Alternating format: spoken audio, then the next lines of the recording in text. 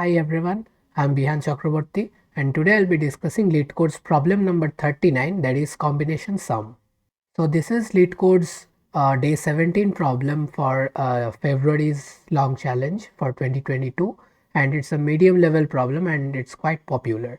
So let's check the problem.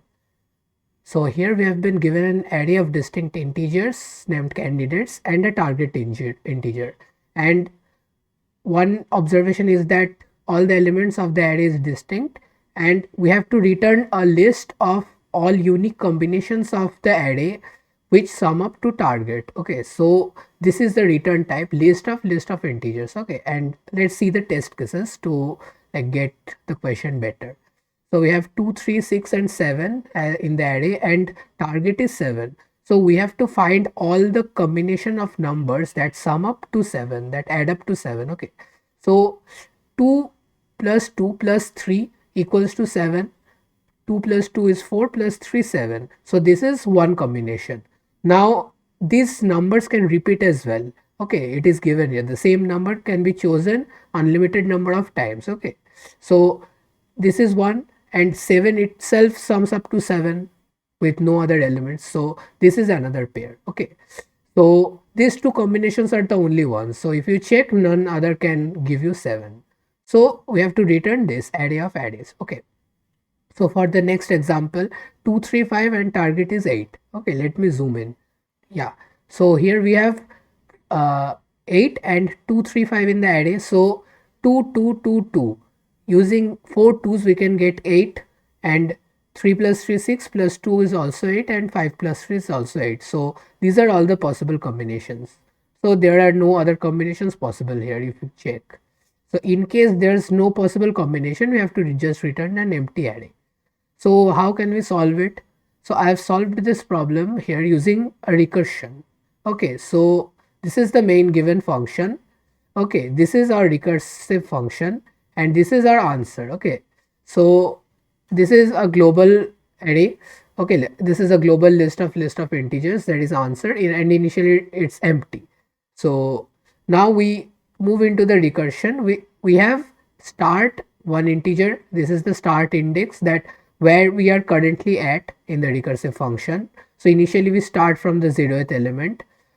List of current array, this is current array. Okay, so this is how many elements we have currently in an array. Okay, this is the sub array, you can think of it like this. Okay, so this is the inner array, so it will have just integers at any given position, and this is k and this is array. These are from the inputs itself. Okay, candidates and target, so I've renamed them as k and arr. Okay, so if k equals to 0, then we add current arr to answer. Okay, so suppose here let's consider this example. Okay, if we have, suppose target is 0. Okay, so there's nothing to do. Okay, right? So also you can check here, target is always like greater than equals to 1. Okay, so if it becomes 0, that means this k hasn't come from the input itself, but we have got this k from this recursive function by reducing it further and further. Okay, so that means when we arrive at this condition, that means current arr definitely contains at least one element, and that element sum ups to k. So we add that into the answer array. Okay, and that is done. Okay, this is the base case. So now check the main condition. We have one loop starting from the variable start and going till array's length. So suppose I am initially at 2. Okay, I'm at 2. I start from here. I check whether my current element is less than k. So target is 7 and current element is 2, so definitely it is smaller. So I like push the element in the my current array. Okay, I make a copy, I push it inside that. Okay, so I push the element inside the array, and then we recurse to the same index, same I. You might think, why are we not doing I plus 1? But that is because the same element can repeat multiple times. It can repeat infinite times. That is why we are again moving to the same element. Okay, and we definitely should check the same element every time, and when that is done, in case this condition fails for some element, then I will increase and then we will check the next element. Okay, so let's consider this array. So we were at 2, we add 2 in the current array. Okay, and we reduce k by arri. So arri was 2, we reduce 2 from 7, that is 5. So this time k is 5 in the next function. Okay, so in the child function k is 5 and we are again at 2. So definitely this condition is again true. So we reduce k by 2 again. So k becomes 3 now. Okay, and now my current ARR will have 2 and again another 2.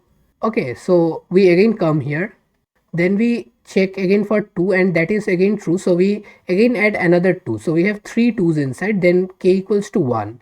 Now for no other elements that will be true. Alright, so for 3 6 7 nothing becomes true. So that means this condition never triggers because k remains 1 for the whole loop.